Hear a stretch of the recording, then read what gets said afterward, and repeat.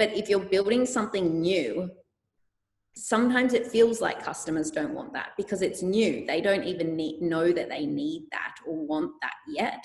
So I think it's about staying true and being disciplined enough to keep going.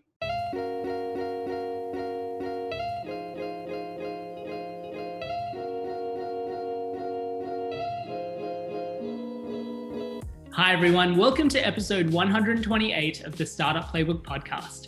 I'm your host Rohit Bhargava, and each week I interview successful founders, investors and subject matter experts on how they got started, the strategies they use to succeed and their advice to current and future entrepreneurs. I'm delighted to have Holly Cardew as my guest for this episode. In 2014, Holly launched Pixie, a product that provides a quick, efficient and easy way for store owners to have retail-ready photos. Pixie was selected for the very first batch of Telstra's Muru-D accelerator program and batch 13 of the 500 startups program in the US.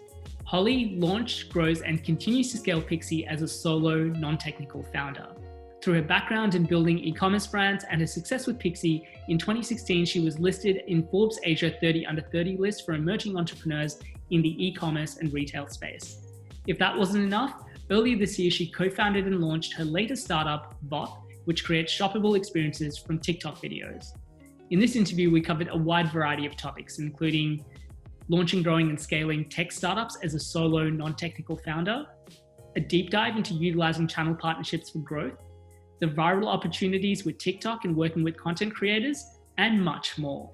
Without further ado, here is my interview with Holly Cardew. Holly, welcome to the Startup Playbook podcast, and thanks so much for taking the time to be on the show this morning.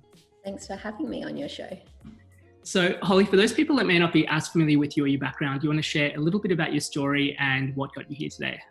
Yeah, sure. So I actually went after school, which was a long time ago. I went and moved to Paris. I studied graphic design, and it was ironic because after a year of studying graphic design, I realized I didn't want to sit behind a computer. So I left, and then I ended up moving to London and working. I was meant to go back to university, but I didn't. And I ended up getting a job in the Australian High Commission, basically running all their events in London. And then I came back to Australia and I worked online I was employee number 6 at Appliances Online. And I was responsible for uploading and editing product images, which is very funny because I didn't really think about it until recently, and adding all of their fridges and their washing machines online. And then after that, I started helping merchants with their e-commerce stores out in regional Australia. And I realized the biggest problem was their product images and their product content. And that's when I really started Pixie, which is my first company. So that kind of leads into the story of where I am. But I guess I have a mixed background of graphics, e-commerce, retail. Yeah, obviously a really interesting background, and what some of the stuff that you're doing now as well is super, super interesting, which we'll get into. But I actually didn't know about the Appliances Online story. It's interesting that you kind of mentioned that. Like I've spoken to a few guests, and either during the interview or even before or afterwards, one of the things that they mentioned is there were kind of kernels of things that sort of happened in my career that kind of led me down that particular path. And obviously having to edit those photos it's very interesting that you had to do that early on, which kind of led into Pixie as well. But I guess what was that sort of journey like from working at Appliances Online and launching businesses helping regional businesses jump online? What did that sort of process look like, and how did you sort of get into that process and that journey of launching Pixie? I think I've always been entrepreneurial. When I was 14, I was selling on eBay. And I remember early on in my childhood, mum doing all the supermarket shopping for Woolworths online. So I think I've always been curious about the internet, but also business and automating processes. So I wouldn't say it directly connected the dots of like being at Appliances Online to jumping into Pixie. I did do event management and things in between that. But while I was in regional, so I was in Orange in particular, I saw businesses that were so successful offline in their store, but had no online presence. And this was before Instagram took off. Facebook was a thing, but there wasn't really Facebook business pages. And I just couldn't help myself to want to help these businesses automate their processes and also sell more and do stuff that I thought would work. I didn't necessarily have a background in it.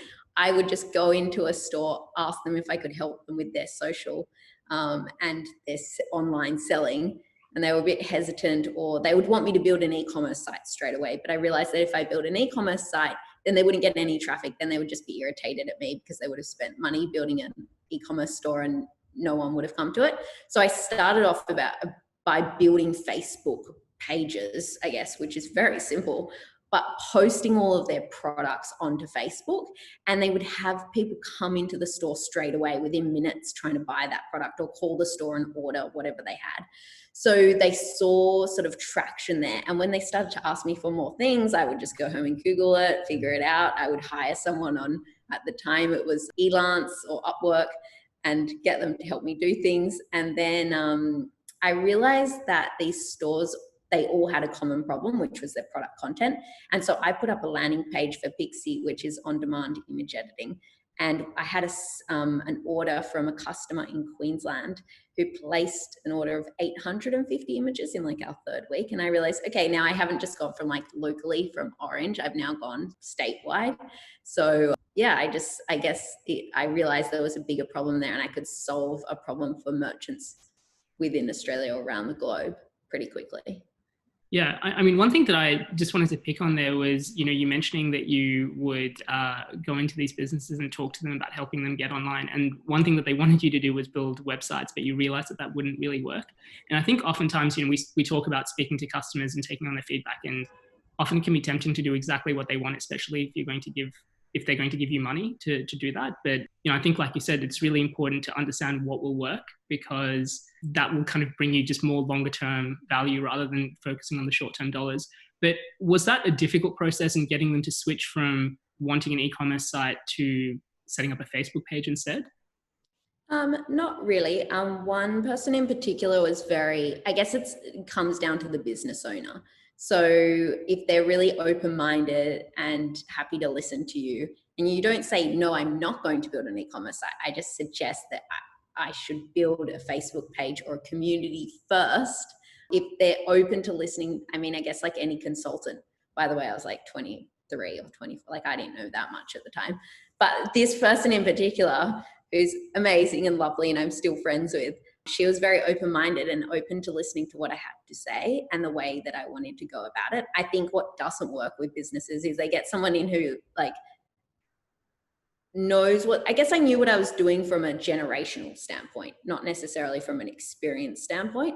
And if they're open to listening to you and open to like giving you budget to try it the way you should do it, then it works. You do have I have businesses in the country who didn't even want to work with me because I did grow up in Sydney and I am a city person. And even though I had been in the country for 5 to 7 years, they still thought that I was not a local, so they wouldn't work with me. So you have a mixed bag, but I think I worked with the brands and the stores that were open to trying something new.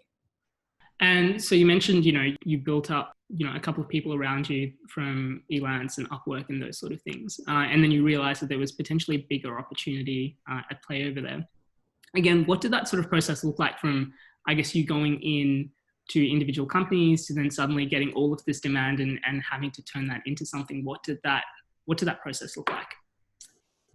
I mean, anything's possible, and it's not rocket science.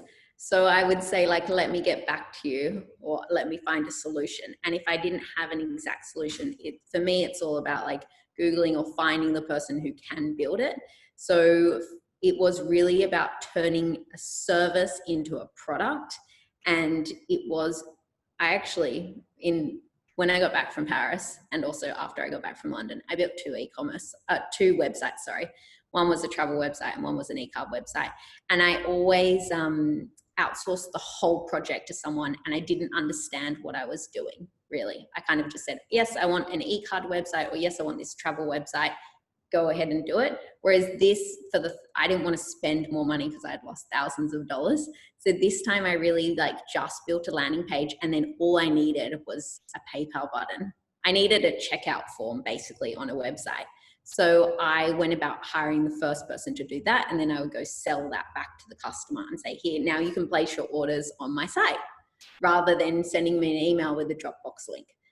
It still had a Dropbox link, but it was just in a form and a checkout button. So I didn't have to send the PayPal invoices. So for me, building Pixie was really about building certain components as I went along and adding to it and finding the appropriate person to do that for me.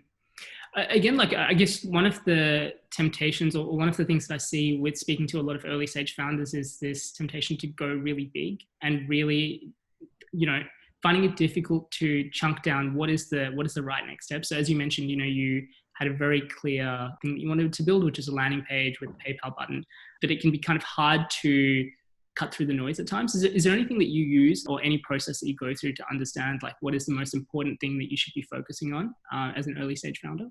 Oh, that's a really hard question. I think as a founder, you get torn between like the reason why people go big is because you have expectations from both customers and investors to execute. I think there's a lot less pressure when you're bootstrapping and at that time quite naive to just like do the basic things and do the basic things right. So I guess I was lucky in that stage. I think now it is harder as you grow and you have investors, it is harder. I don't necessarily have an exact process that I go through, but I think staying true to what you set out to build. So you can have a product and if you map it all out and design it all out, you might be starting to do it 20%, 10% of the way. And then you're like, oh no, this is not what customers want. But if you're building something new, sometimes it feels like customers don't want that because it's new. They don't even know that they need that or want that yet.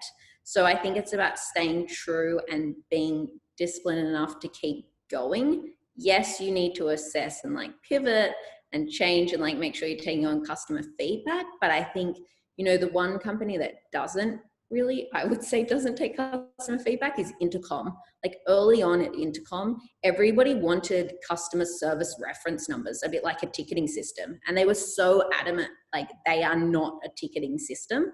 They are a conversational tool. So I think it depends on like, if you're building something new and innovating in your space, you need to stay true to yourself and keep going with what you've planned rather than chop and change based on, the weekly feedback of somebody else. Yeah. That's really interesting insight. I mean, one of the people that I spoke to in the lead up to this interview was Brett Fox, who mentioned, one of the things that I think he's known you for quite a while as well, but one of the things that he sort of mentioned with you was that you seem to have like a very clear vision for what it is that you want to build and an ability to kind of like really think bigger in terms of what can this potentially be. Again, is that, for Pixie, and we'll kind of get into Vop as well, but for businesses, how clear are you in terms of the vision of the product or where you want the business to be at the early stages, or does that sort of evolve over time? I would definitely say it evolves. That's quite a challenging question because there is obviously a vision and then there's, like when I started Pixie, I was so naive. There was no startup ecosystem. I was like living in regional Australia, and even when I was building a travel website, an e-car website, this is 2006 when people were using Joomla and still on Flash sites. So I think you have a vision, but you're not, as a non-technical person with no network, you're not even sure if it's possible. I mean, anything's possible. Don't get me wrong. Like it's not that it's not possible. It's just like, how do you even go about that? So I definitely have a vision of like what I want the product to be. How to get there is like something that you are constantly as a founder figuring out. And I think I do remind myself of that, like even talking to my team at Pixie, it's like, I'll have a discussion. I'm like, we spoke about this 2 years ago. Like we should have already been doing it. It's just like matching up the right timing with the right resources and people. So time, money, and people to be able to build and execute on that. So, one of the things for Pixie that I noticed was that you ended up going through the Muru-D program and then the 500 startups program in the US as well. And one of the things, obviously, from a accelerator perspective, is that oftentimes they look for a founding team and, they look for kind of obviously sort of technical capabilities as well. Do you want to talk a little bit about, I guess, what was that sort of process like of applying to a program, and what was the sort of experience or lessons that you gained from going through both Muru-D and the 500 Startups program as well? Yeah, so with Muru-D, I had a friend who was a mentor before Muru-D started. I was part of class 1, and Matt suggested, I had met Matt at Fishburners. So I was traveling between Orange and Sydney. I guess I went to events and did learning. I would learn things in Sydney and network in Sydney. I met Matt, and Matt suggested that I would do Muru-D. At the time, I did have a technical person who was helping me build Pixie, so that it helped me with the application. So Muru-D was fantastic because I guess there was suddenly a network. I did start to learn, what a startup looked like and how to pitch and how to do all those things. When I went to San Francisco, so soon after Muru-D finished, during Muru-D, they took us to San Francisco, and I realized this was a place I needed to be. So as soon as Muru-D finished, I went to San Francisco, and I was there for about 3 months. And I realized I had no network at all. I went to a WeWork, but WeWork was good, but at the same time, it wasn't for networking. I was quite shy in terms of, Americans are very out there and very good at networking, but unless you're shown how to do it, you don't really know. So after a few months, I was at an event, and there was one of the partners from 500 Startups on the panel, and I just said what do I have to do for an application? She goes, just send me your deck and I'll have a look at it. I think applications had closed. It was very fortunate. We had a customer in San Francisco, or in America, who was also part of 500 Startups. And they called that customer and said, what do you think of Pixie? And they gave us a really good reference. So she literally said, okay, what are your numbers? Gave me numbers. She did not care that I had no technical co-founder at all. And 500 Startups are very open to investing in a diverse range of people. And she said, yep, you're in. And so, I started 500 Startups, which was amazing from a network point of view. And I think the Valley has changed a lot in the last 5-6 years. But when I started, it was really did you work at Google? Did you work at Amazon? Did you go to Stanford? Did you go to Harvard? And if you didn't check those boxes, then people sort of dismissed you. Also, being an Aussie outside of the Bay Area was a bit unusual, but it sounds so silly now I say it, but having 500 Startups on your list was kind of a validation for them. Yes, you're a foreigner, but you've managed to jump through these hoops. So you're sort of considered part of the group. It's so stupid now. And I think people in San Francisco are very different. And now the fact that there's been a pandemic, people are even more open-minded, but back then, the fact that I had no technical co-founder and I was a distributed team, they could not comprehend that we didn't have a head office in San Francisco, even though I was there. From an accelerator perspective, or being a founder that went through it, what were some of the key things that you got out of that program that you might not have been able to get elsewhere? For me, it was purely network and seeing how a startup ecosystem works and what does a startup mean. I think if you haven't been in the startup ecosystem, an accelerator program is good. I think there's so many resources now. I did Muru-D in 2014. Seems like the other day, but really that was 6 years ago. There are now events on every week. You can pretty much email anyone and have coffee with people. I mean, Twitter's a whole startup ecosystem in itself. So I wouldn't say, I think it's very different what you get today versus what you got before. There wasn't the funding that there is now. So doing a program now, you're getting in front of investors and basically you just want to grow like crazy in the program to pitch at the end to get investment. And it's highly likely you can get investment at the end of a program. I would say funding in 2014 was very different to what it is now. So for me, it was all about the network and the learning. Yeah, and you mentioned that when you went to San Francisco as part of the Muru-D program, you felt like that was the place that you had to be. Do you want to talk a little bit about why, I guess, what was it about San Francisco that made you sort of want to set up base there? I think in San Francisco, it's a place where, again, things have changed so much in 5 years, but at that time it was really nowhere really in the world, Canva Canberra, I think, had like, I don't know, 20 or 50 employees, maybe even less in 2014. And so like nowhere else other than San Francisco, or nowhere in Australia, had grown from like 0 to 200 people or 0 to 1,000 people. Yes, there's Atlassian and some other unusual cases, but anyone who you met in the Valley was like open to having coffee. They probably had like worked at one of these companies before. So they had experience, like hands-on experience. And I think the big difference is anything is possible in San Francisco or in the Valley. Like people are really, you give them the craziest idea and they're like, okay, how can I help you make that happen? Whereas unfortunately in Australia, it's more like, oh, I'm not sure if that's possible. Or like, why do you think you can do that? And so I think it's a lot of well, for me, it's like justifying why you're doing something. Whereas in San Francisco, it's more like, okay, no, what's the next step? Like once you get here, like what's bigger? So for me, it was learning from being surrounded by people who had done it, and then being surrounded by people who are like really keen to like make anything happen. It's definitely challenging being there because they think way bigger than how we think in Australia. Interesting. Well, I guess what are some of the challenges of having to be forced to think bigger? Well, at the time, so again, it's amazing how much has changed in 5 years, but like it was really, you take on VC money or nothing. Now there's a lot of like people talk about how, bootstrapped, or actually people now call it self-funded, which is a better term, I think, than bootstrapped, or customer funded. But I think when you're taking on VC money, you need to think bigger. So that was always a challenge because it wasn't really accepted to have $100 million company or a $200 million company. It was more like, no, $1 billion or 10 billion.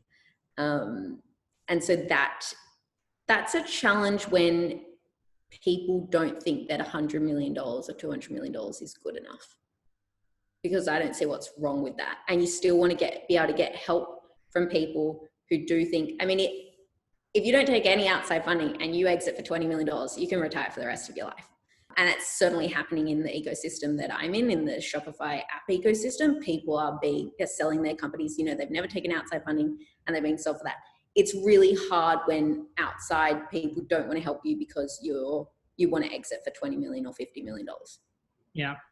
That's changing. But yeah, it is absolutely changing. It's great, some of the conversations that we've had recently with Lachlan Donald from BuildKite and DHH from Basecamp as well, in terms of really flying the flag for bootstrap and self-funding as well. But kind of switching gears, you just touched on Shopify as well. And, one of the things that I was really keen to speak to you about was channel partnerships. And, obviously you've got a very close relationship and you're part of the Shopify ecosystem. And again, we were kind of speaking about this before we turned on the microphones as well, but it's such an interesting sort of leverage point for companies that I don't think gets properly sort of utilized, but is a really big opportunity for the right businesses being in the right ecosystem for the growth of their business. Do you want to talk a little bit about what channel partnership sort of means to you and how that sort of came about from a Shopify perspective for Pixie?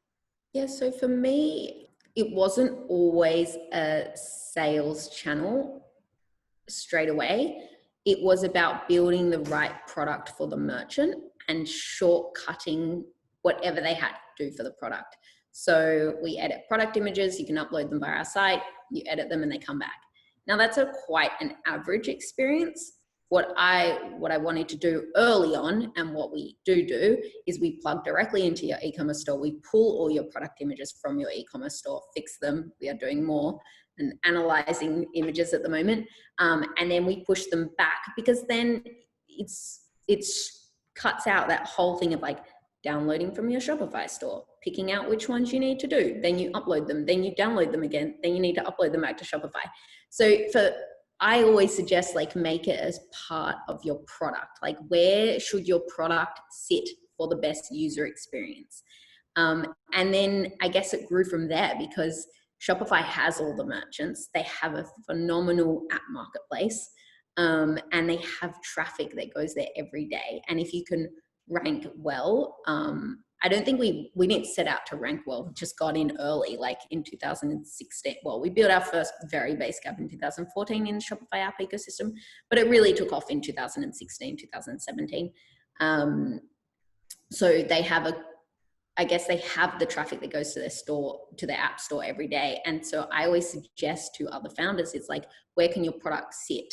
And then put your product in that place to make it as easy as possible. And if they are a bigger company like the Shopify's or, I don't know, Facebook, Instagram, other ecosystems, then you will naturally get traffic and those partners will suggest you to their customers.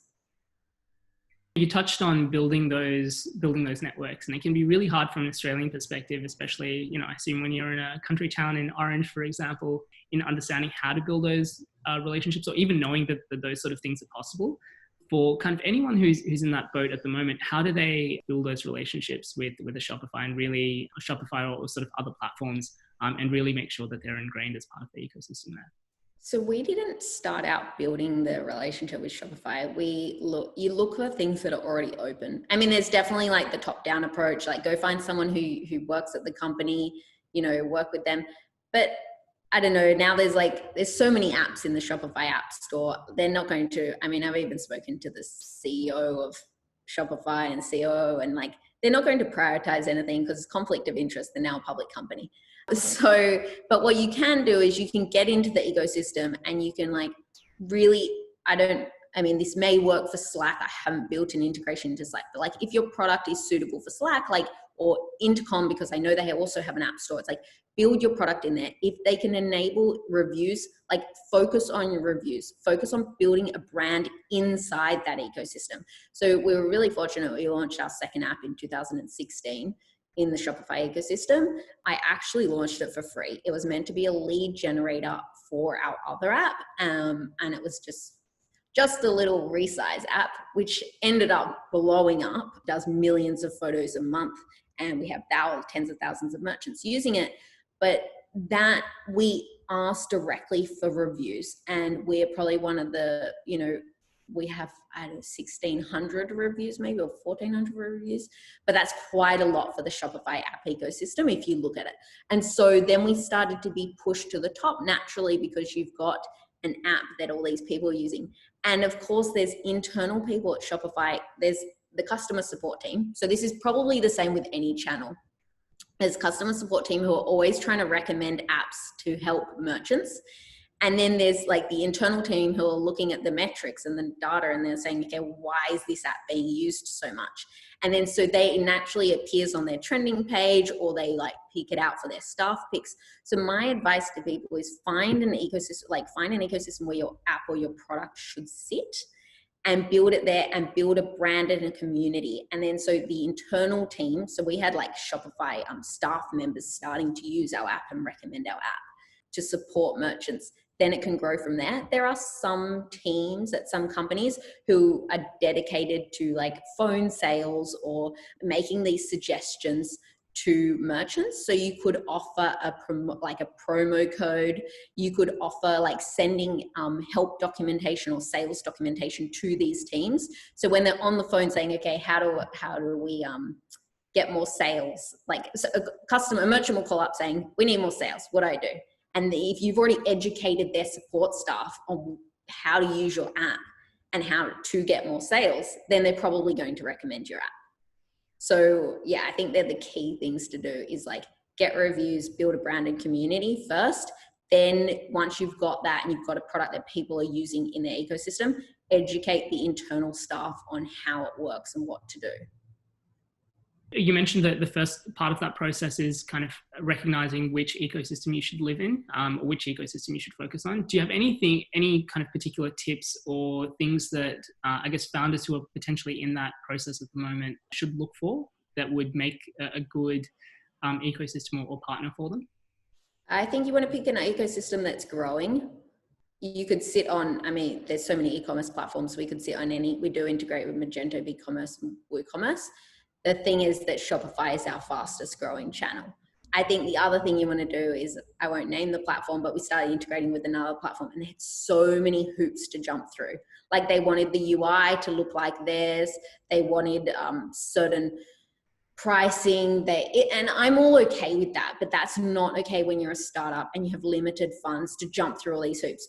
Get the validation first and then jump through all the hoops. So you want to find a platform that is like really easy to get up to speed with, and that your developers can just build out a quick app first and iterate and see if you get any traction. You don't want to spend months building an app integration and then realize that there's no one there.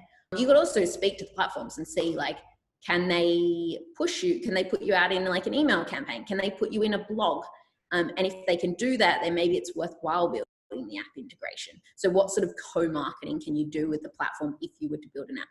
Obviously, if you're a larger, better product and a product that they don't have on their platform but their customers are asking for, then they're more likely to maybe even put some budget towards helping you or have a team dedicated to helping you.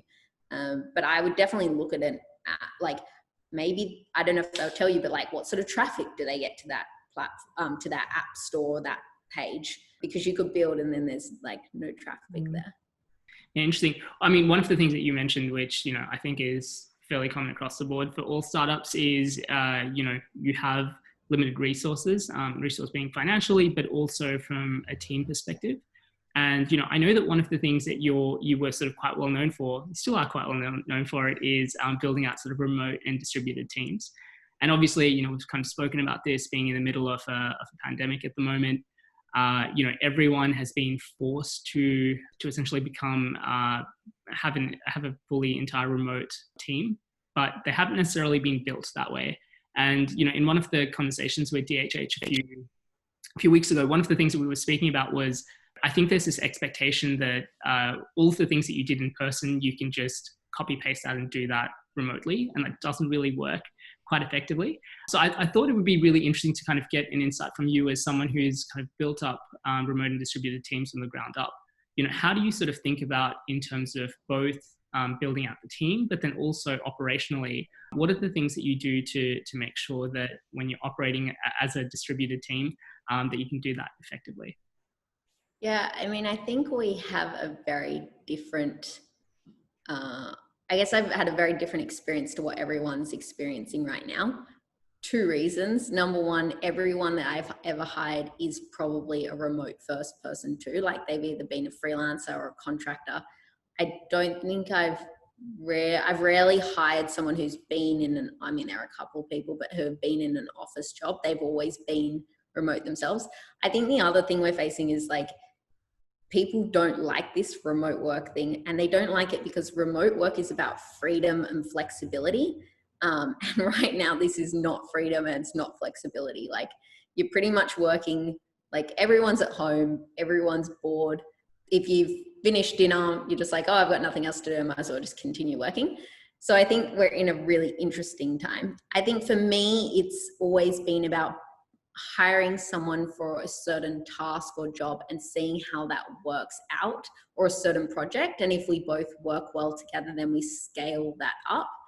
That's worked really well for us, just from when, you know, especially in Pixie, where we can test out what works. Like, we might not have budget for a full-time Facebook person to run Facebook ads, but we don't need a full-time person to run Facebook ads. We just need someone who's going to test, or like build out landing pages or customer support. We may only need someone for 2 days a week, especially when you're starting a new app or something. So having a distributed and remote team and hiring, I mean, everyone who works for me is full-time, but it starts out as a contract base. And I think that's kind of the way the world's going, in that, like, people don't need to be dedicated and full-time for one job. They can have 2 jobs. And there's nothing wrong with that. And I actually quite like it, especially when it comes to technical people, in that they can learn something from one company and use that skill set and apply it to the other company. And that works well at the moment because you're at home. You're not gathering or learning how you used to learn. Like, you go to an event or network or like see people. And well, that's how I learn. Whereas, like, having different teams and different, I guess, tasks or projects, you can like use that information from one company or one client and then pass it to another client. So that's, yeah, I think for us, I don't really understand I understand what companies have done, but I don't understand how it feels to just suddenly be at home. The way I've structured it is we have certain set team meetings every week. So we have our tech meeting, our marketing meeting, our customer service meeting. And that just means that we have some sort of structure. And if you have questions, you bring it to that meeting. If there's anything urgent, you can use Slack or Google Chat, same thing as Slack, or you can email, or we have WhatsApp groups. And I think it's just providing that structure to the team really helps. Speaking of structure, again, we were speaking about this a little bit before we turned on the mics, but you launched a second company called Vop, which we'll get into. But, as a founder, I know that like being a founder is probably one of the hardest and most time-consuming things that you can do, but you're running two companies at the moment. I'm really curious from a listener's perspective on, how do you sort of think about splitting up your time or, again, just really making sure that you're ensuring that you are doing things that are the highest impact and the most leverage use of your time versus getting dragged into a range of things that maybe aren't as useful, especially since you have limited time across two companies?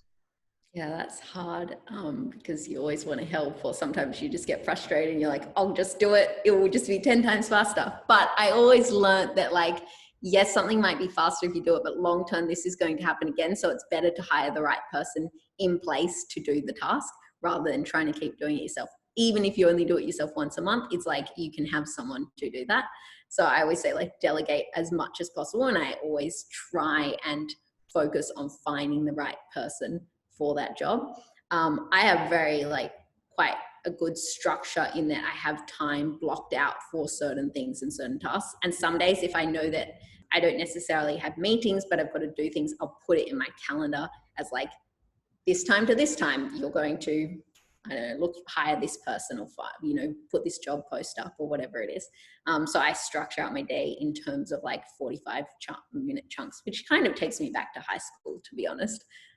You have a certain lesson and you get your things done in that time. It also gamifies it for myself by speeding up. I have to get it done in that time frame. Otherwise I just procrastinate.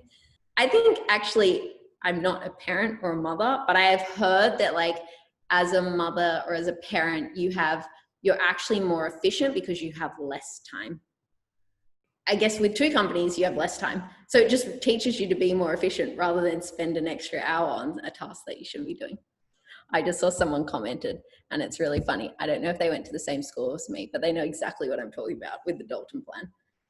Yeah, it's. I just finished reading Atomic Habits by James Clear as well, and I think one of the things that is, tasks will take as long as you kind of allocate to it. And if you I'm just a big fan of time boxing in general. I think you're right. I think the more constraints and restrictions that you put on it, the more efficient and effective you'll be, because a task will just take as long as you sort of allocate for it to as well. But we've alluded to this a couple of times on the episode, but for those people that maybe haven't heard of Vop or aren't as familiar, do you want to share a little bit about what your new business is all about? Yeah, so we are focused, so I have a new team on Vop and I have a co-founder on Vop. We're building the future of social commerce. So we're really taking short form video, primarily TikTok at the moment, and making that shoppable. At the moment, you go to social media platforms such as Instagram, Pinterest, TikTok, Snapchat. And yeah, there are some products on there. You can kind of find them, kind of go for discovery. Sometimes more so YouTube and TikTok is for entertainment. But what we are doing is taking that content and making it shoppable to have a shopping first experience rather than just entertainment, and putting a search functionality on top of that. So we've started with making TikTok shoppable at the moment. Yeah, that's really cool. And I obviously want to kind of talk to you about TikTok. But again, one of the things that you just mentioned was that, you have a co-founder now for your business. Do you want to talk a little bit about, obviously you had Pixie, which you were essentially solo founder. Now with Vop, you've decided to go down having a technical co-founder in place. What are, I wouldn't say the pros and cons, but I guess what are sort of the benefits that come from having run a solo company versus having a technical co-founder in place? And what did that process look like in finding the right technical co-founder for the business as well? There's definitely pros and cons to both. So I met Mike in San Francisco. Mike's another Aussie. He worked as the COO and technical lead at Culture Kings and took that business to over 9 figures, maybe even more. Wait, I'm trying to figure this out. And then he worked internally at Shopify, building some of their tech. And then he was out in San Francisco working on Fast Checkout, which I'm sure you've heard about, another Aussie in the Bay Area. And we started talking about the app ecosystem, what merchants needed, and realized that TikTok was such a fast growing platform. So we took a few weekends and built an app. Well, I did all the marketing side, all the landing pages, and Mike built all the back end. So that was really a test for us to see how we would work together. And then we realized that the future, some of the biggest D2C brands actually just start on Instagram or start on social, and they say DM me or send me PayPal money and I'll send you the product. And so that's where we are really focusing on how do we turn that social content into a shoppable experience for people who don't necessarily have an e-commerce store straight away, or they don't necessarily have product pages. So working with Mike's, definitely been easier having a technical co-founder, but there's obviously it's interesting dynamic to now have you go to someone for a second to bounce your ideas off, which is great. I guess you just move faster as a solo person, but the pro to having someone, I think there's difference between having a technical co-founder who just knows code. Whereas I got lucky, Mike is technical, highly technical, but he's run a business and he understands the business side, and he's been internally at brands, multiple brands, and really understands what the retailer wants to. And so I think that's a very different situation to just having a technical co-founder. And I don't think I would have gone and built another business and had just a technical co-founder, because at the end of the day, and I don't want to say it because all the other people and the technical people on the call will hate me, but coding is going to become as simple as writing. There's no code tools happening. It's really going to be the creatives and the people who are innovators, who understand what need to be who have the vision to build something, and building it's the easy part. So having Mike is very different, because not only can he build it and understand it from a technical experience, but understands what the product needs to be for the end customer. So I think that's an unusual situation. Yeah, I think, I've been very fortunate to have some amazing kind of technical co-founders that I've worked with before as well. And I think you're right. When it works the best is when it's not just the technical skills of building a product, but it's really sort of understanding what does this look like from a customer perspective and understanding the business side of it. It can't just be you delineating, you're both building a business, you're just doing it together with different skills. And it was great as well to kind of hear about it from your perspective, because I also spoke to Mike in the lead up to this interview, and a couple of the things that he sort of mentioned was obviously one of the things that drew him to you and working with you was just the persistence and the clear goals. But obviously you both seem to kind of move at a pretty quick cadence. So you said things kind of came together really quickly and you built up traction. I think you had 200 or 300 users over the course of a weekend, if I'm not mistaken. Pretty quickly. Or very, very close to kind of at the early stages. Do you want to talk a little bit about, how when you have kind of the kernel of an idea and trying to put it into market, what does that, what did the process look like for Vop in kind of having that initial conversation with Mike and then launching something and then seeing that traction? What did that look like? And what are the things that you utilized to get that initial traction in place? To be honest, it was more let's just make TikTok shoppable, and I'm going to call it Tock Shop, which was its original name. And it was more, I guess I've been, people talk about it, that you build your career and then you have all this skill set, and I've only really experienced that. And part of it is luck. People say it is also hard work, but because I've now got 4 Shopify apps and like Mike's been in the Shopify ecosystem, you know exactly what corners to cut and what not to cut. So I think like knowing how the app ecosystem works, knowing how to build, like using what Shopify is going to check for. So app ecosystems, you don't need a full product built. They're not going to say, well, you don't have this amazing experience. It's like, no, just do one thing and do it well and just like launch with that. And so that's what we were really focused on. Like, I think we spent 3 to 4 weekends. We're like, okay, this is what we're going to do.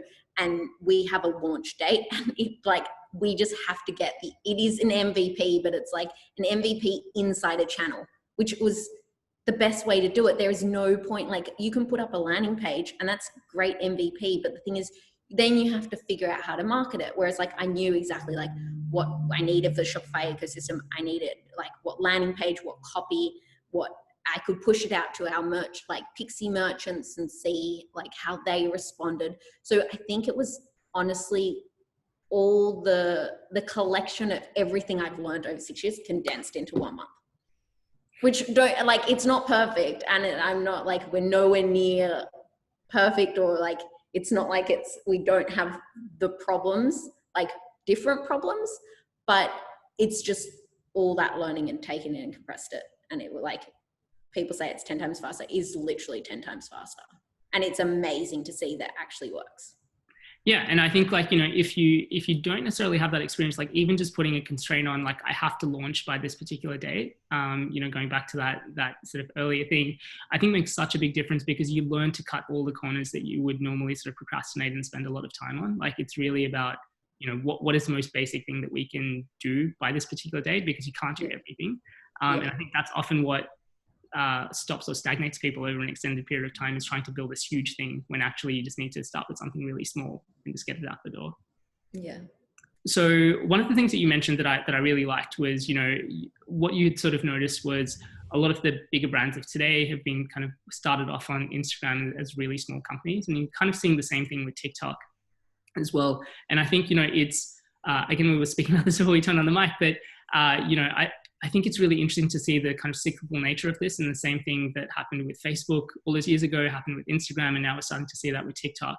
And, people don't necessarily see the value in that, or particularly in video at the moment. What, I guess, what are you seeing that potentially other people aren't, in terms of the value of TikTok or just video in general, and the future with that? I think people think that TikTok's all about dancing or miming, and it's all just Gen Z or very young people, and that's not the case at all. Obviously, when you open up the app, they're going to show you the most popular videos, and like they're hilarious. Some of them are hilarious, and I actually miss that. The algorithm's totally learned that I like educational videos and gives me educational content. But I think people are not seeing that there is like hundreds of millions of TikTok users, and most of the people aren't creating content. They're there to consume it. And so if you can create content and build a community, it's actually, the algorithm is pushing you to people more so than ever before. So I don't know if you remember back in the day, like Instagram, you could be discovered, whereas now it's very restricted to who your posts get shown to. They don't even get shown to all your followers. They get shown to 10% or less, it feels like. So TikTok is all about pushing you out. And what they do essentially is they might show your video to a group of 1,000 people. If that 1,000 people react well, then they'll show it to 10,000, then they'll show it to 100,000, then they'll show it to 1 million. It kind of takes off. There's obviously, the algorithm's always changing, and there's people trying to figure it out. And we have someone in our team who has over 130,000 TikTok followers. So he gives us some insight. And I have tried it myself and tested different things out. I have my ideas of using a particular sound to get a video out. But I think for brands, what they need to do, or companies, is try something that works for you, that you want to do. You don't have to necessarily conform. Yes, it's very different from posting on Instagram. You do need to do video. There is sound with it. Videos that are about 12 seconds perform a lot better than up to 60. You can do anywhere from 0 to 60 seconds. So it's about trying out what works and what doesn't. There is a range of people, so you don't necessarily have to conform to what other people are doing. And if you can build, I say just try it out, because this is the day, like when people used to grow to 1 million Instagram followers easily. This is what's happening now. And I've been following some people. One girl we work with, Sandy, like she had 10,000 followers at the beginning of this year, and she's hit just over 200,000 followers. And she gives small business tips, small business and marketing tips. And she's great, and she has a certain format, and she keeps to that format, and her followers know about that format. So I think if you want to attract definitely like a new audience, and this channel is now around to stay. Yesterday they announced that Oracle is most probably buying TikTok. I would definitely try it out, and I would just be consistent, like any platform, be consistent. I know people have limited time and budget, but find a young person like Simon, who works with us. I think he's 21, and like he creates all of our TikTok content, and it's fantastic. Like one video got 20,000 views in a day, and I don't know, we got 200 installs or 400 installs for our app. So yeah, I would definitely look at it as a channel. Yeah, I think, again, it's massively underrated. Like if you compare it to, as you mentioned, Facebook and Instagram, where, they've really throttled organic reach. They're really trying to incentivize brands to pay. But as you mentioned previously with Instagram, the large part of that was discovery. And I think TikTok does that even better. Like the algorithm just, as you mentioned, really kind of pushes you out to far more places than you would be able to get through other platforms. And so I have mentioned this on social media before, but I did like a 30-day TikTok challenge as well, just to post up a different video every day. It's so different to doing a podcast, and it's very awkward. But again, as you mentioned, I don't dance in these videos at all, but they're kind of sharing sort of startup and business tips. And I made a video about Quilla, which is one of the guests that I had on the podcast, and that got 40,000 views as well. So definitely a big opportunity. You don't need to dance. It's worth a try. And if not, as you mentioned, there are some great creators on that platform as well that can help create content for your business as well. So it's cheap at the moment while you work with creators, because it's so new and they're younger. They're usually at university or high school. And so for them, it's just extra cash. On that, so, I guess if you are looking to work with influencers on a platform like TikTok, for example, can you share what does that sort of look like from a business perspective? Maybe you don't want to go into the specifics, but like how do you sort of come to an agreement, or what does like an agreement with an influencer on a platform like TikTok look like? So to be honest, it's the wild, wild west at the moment. Like it's just anything goes. TikTok have created a thing called the Creator Marketplace, which is obviously for people who have 10 million, 20 million followers. And I haven't used the Creator Marketplace, but you can probably buy certain slots. We literally just DM the person on Instagram. We find someone who does videos about Shopify or small business tips, and then we see let them set the price essentially, and then go from there. Yes, obviously there's different people who will like do multiple videos, or they'll put it in their bio, and like you can't necessarily track everything. But for us, it's really about brand and awareness right now for me, rather than direct purchase. I think this is every company's issue, is like, how do you measure the conversion rate and tracking of an influencer? It doesn't matter if it's TikTok or if it's Instagram with someone wearing your product. I think tracking will get better and better, and that's what all platforms are working on, and essentially why we at Vop want to allow influencers to link products so you can track and check out in one transaction. But for us working with influencers at the moment, we find people, we actually look at micro influencers. So someone who has about 5,000 and their account's growing rapidly, because you actually want to get in early rather than later. Yeah. Great tips. I just realized the time, and I feel like I could talk to you all day, Holly. So I'm going to shift gears and move over to audience Q&A. And jump to audience questions. So thank you again to all of you that have submitted questions already. As I mentioned, there's a little Q&A tab for those of you that are tuning in live if there's a question that you want to submit. But the first question that I am going to pick up is from Chantel Cousins, who says, how much do you need to understand dev as a non-technical founder? Good question. I don't understand the code exactly, and I don't think you need to, but I do strangely think that I have like an engineering mindset of like how things should work or how things should flow. That really helps because there are times when you need to be out, or when I've been able to question my engineers, like, but can't we do it this way? And like they click this, or this file flows here first, or this, and then that actually triggers things. You don't necessarily need to know that, but it does help. Again, it goes back to the whole product and understanding how things can best work. So, and also it probably saves time later on. I always said the other suggestion I have for non-technical people is hire, if you can't afford like a full-time CTO or you don't have a technical co-founder, get a part-time CTO or a technical advisor. And I suggest I still think you should pay them. I have a consulting CTO who does part-time work with us, and he helps because we have our lead engineer, Sergey, who's been with us forever. And he doesn't necessarily want to hire, he doesn't necessarily want to manage people. He's really interested in building the product. And so I brought in Greg because Greg can help to make sure that things are structurally sound, and also with the technical hiring. You also want it technically sound because when you go to sell your company, you don't want holes and gaps in the technology that's going to raise any questions. So I suggest having a consulting CTO, whether that's an advisor that you pay for 5 hours a month or you have someone part-time. I hope that kind of answers your question. Yeah, that's a really good tip. Any suggestions on where people can go to find someone like that? So I actually met Greg. So I went through AngelList originally, and I wanted someone local to Australia.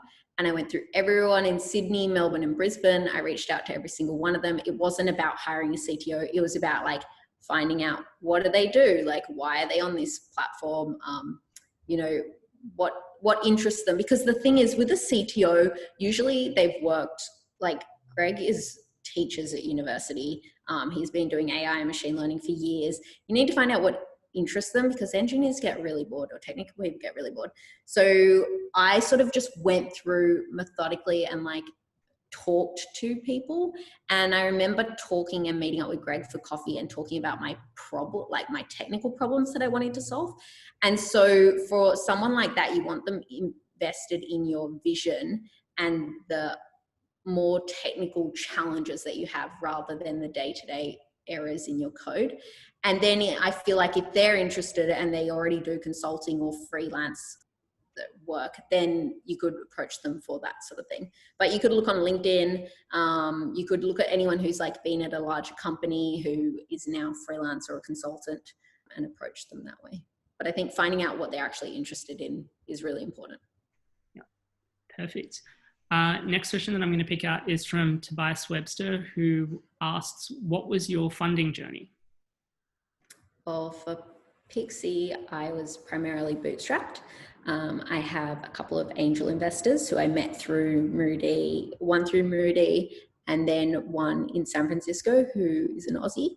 And then for Vop, we have investors, and to be honest, we got I feel horrible saying this, but we were so lucky. It was all inbound people who I'd either met over the years, or actually our very first investor on Vop, who is incredible, David. He's the co-founder of Google Drive and Google Fonts. He found our post on LinkedIn. So Mike's pretty prolific on LinkedIn. So we've had a lot of inbound interest. We are not, I wouldn't say we're stealth at all.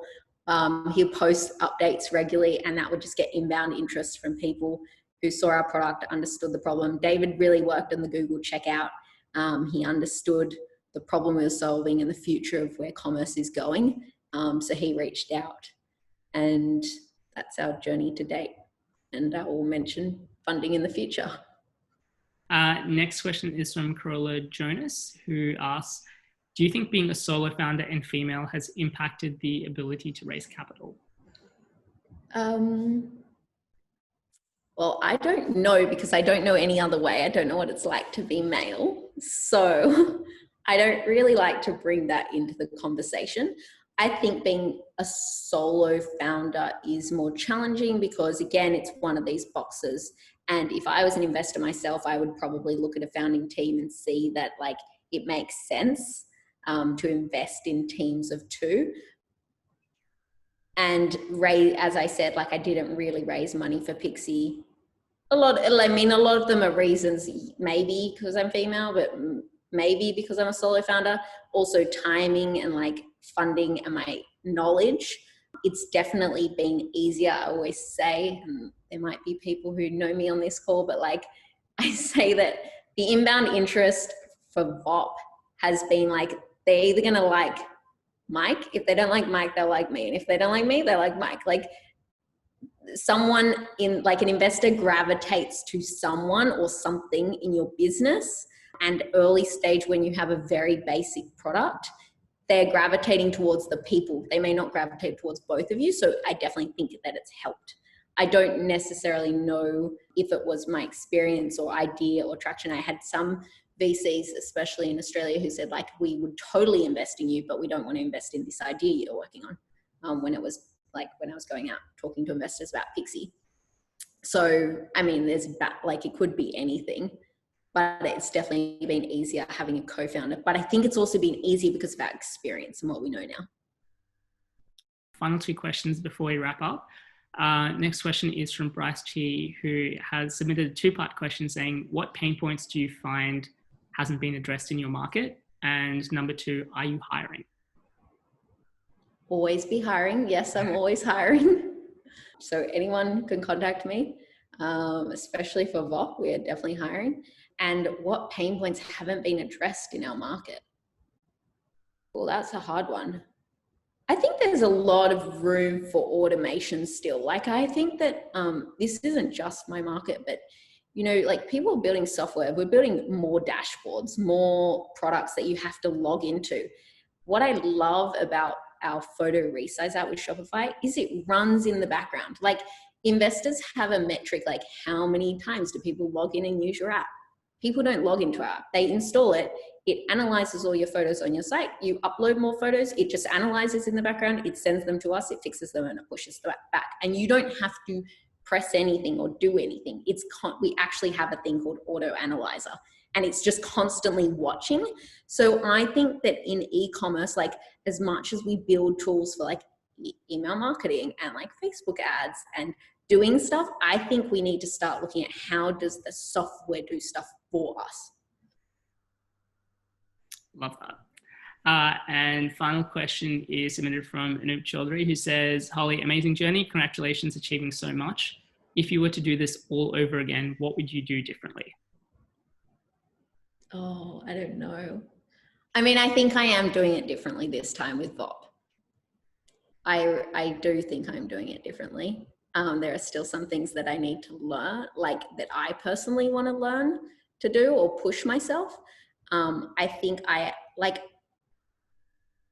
went to a financial advisor last week and he just looked at me and thought I was kind of crazy because all like my money is in tech stocks, like everything that's risky, but I don't think I'm actually that risky yet.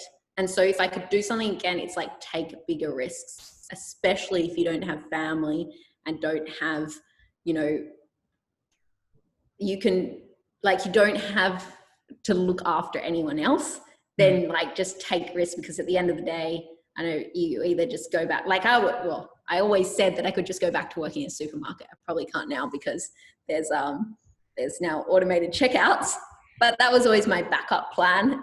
And like I could go get a job, and that's like worst case scenario. So for me, if I could do it all again, it would be like take bigger risks. I love that. And on that note, thank you to all of you for tuning in live and for your questions. And Holly, thank you so much for coming on the show and for sharing your experience and insights. It's been fantastic. Thank you for having me. Bye. Thanks, everyone. Thanks for listening to episode 128 of the Startup Playbook podcast. As always, full show notes from this interview will be available at startupplaybook.co. I'll be back at 8 a.m. next Tuesday, the 22nd of September, with another live episode. And my guest for episode 129 is the co-founder and CEO of Sendle, Chin Moody. I'm really looking forward to that interview and hope that you can join us. But in the meantime, if you enjoyed this interview, please don't forget to like, share, and subscribe. As always, thank you for tuning in, and I'll see you next week.